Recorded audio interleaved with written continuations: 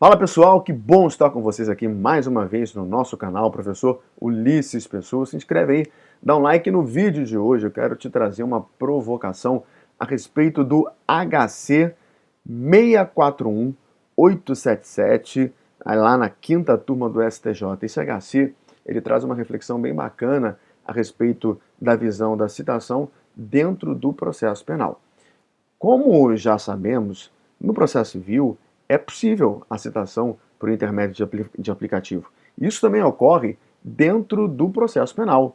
No processo penal, você também pode ter a citação através de aplicativos como o WhatsApp. Só que para esta citação ser validada e ela de fato não afrontar as garantias constitucionais e, consequentemente, o devido processo legal, essa citação ela tem que ser autenticada, ela tem que ser comprovada e todos os parâmetros ali seguidos devem ser autenticados. E foi exatamente isso que a quinta turma do STJ decidiu.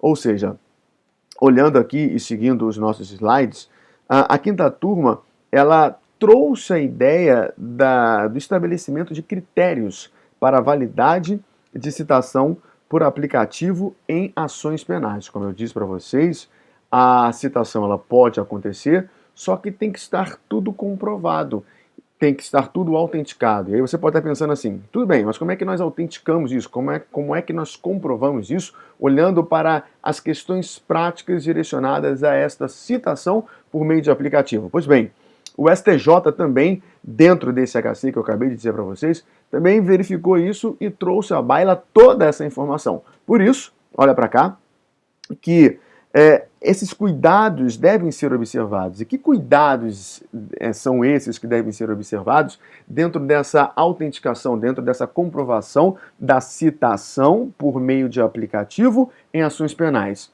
Essas daí, ó, o número do telefone tem que estar correto, a confirmação escrita e a foto do citando, ou seja, daquele indivíduo que foi citado. Então, esses são os cuidados que devem ser observados, esses são os cuidados que devem ser trabalhados dentro da ação penal, dentro dessa citação que acontece na ação penal, por meio dos aplicativos. E nesse caso em específico, nesse HC em específico, a quinta turma, conforme você está vendo aí, anulou a citação. Mas por que ela anulou a citação?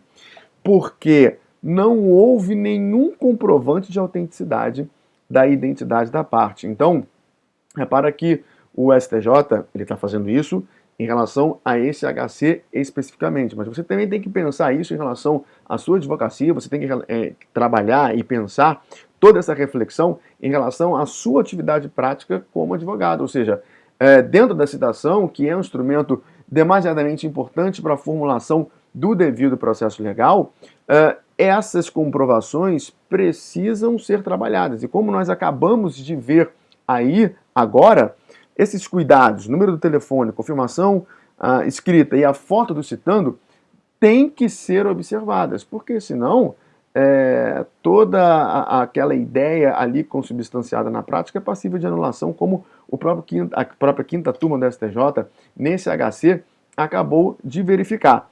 Portanto, quando nós pensamos em citação, nós temos que entender que a citação ela é um dos atos mais importantes do processo, porque é por meio dele que a pessoa toma conhecimento das imputações que o Estado lhe direciona. Então, faz-se necessária essa comprovação. A citação dentro do devido processo legal, pensando o Estado constitucional do direito e olhando para as garantias constitucionais, não pode ser realizada de qualquer maneira. Por isso, a preocupação do próprio STJ, na sua quinta turma, em relação à operacionalização do instrumento de citação.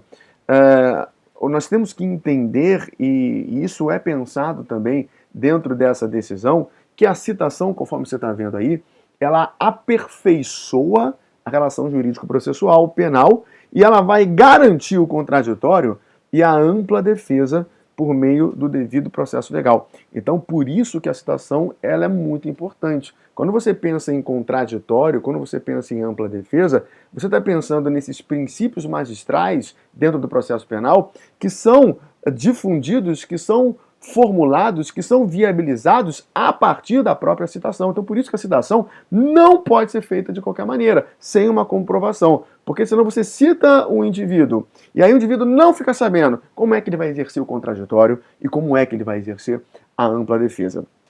E no dizer do ministro Ribeiro Dantas, quinta turma do STJ, ele versa a seguinte coisa em relação à citação: não se pode prescindir de maneira alguma da autêntica, regular e comprovada citação do acusado, sob pena de se infringir a regra mais básica do processo penal, qual seja a da observância ao princípio do contraditório. Brilhante o ministro Ribeiro Dantas, porque ele está dizendo o seguinte, que se você não está reconhecendo o princípio do contraditório, você está diametralmente ferindo o devido processo legal.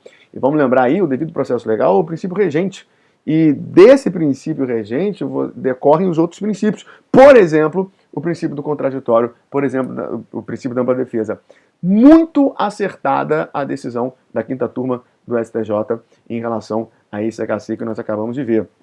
Veja isso, analise isso, aprofunde-se nisso e, sobretudo, leve isso para a sua prática penal, porque, com certeza, são esses detalhes, e o direito se faz nos detalhes, que mudam o curso e o movimento do seu desenvolvimento e do seu trabalho dentro do processo penal na prática propriamente dita. Espero que vocês tenham gostado, reflitam sobre esses pontos e até o próximo vídeo e avante sempre!